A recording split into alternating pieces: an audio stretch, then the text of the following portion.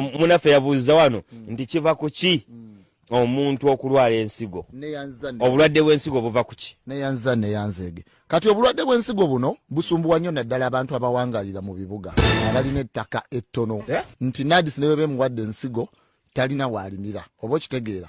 Kati ate abali mu kyalo ye bamuwa ensigo mu lusawo tulina ekigambo kye tuyita endocap and epicap.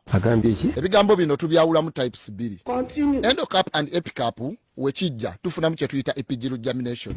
Epigiral germination wobanga ogigayaliridde osobola ofuna monocotyledonous plant.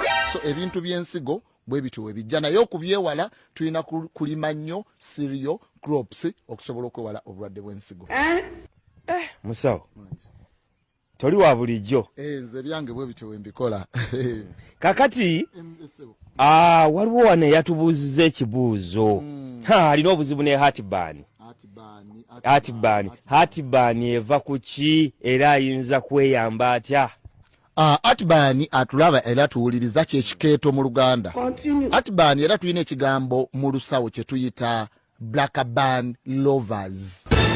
Kiva mu kigambo heartburn. Blackburn lovers wobanga tokyewaze ekyo ekirwadde osobola okufuna ekirala kye tuyita botany wanderers.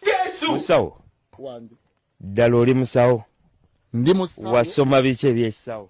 Nasoma bya butunzi nali ntunga nsawo za kumpale. Kyovola baba mpita omusawo. Buli omu aba ayagala okutunga empala agamba twala ew'omusawo. Atugendeko mu Bulango. Mbadde nkyalina ebirala bye. Katugendeko mu Bulango. Kale tujja kudda.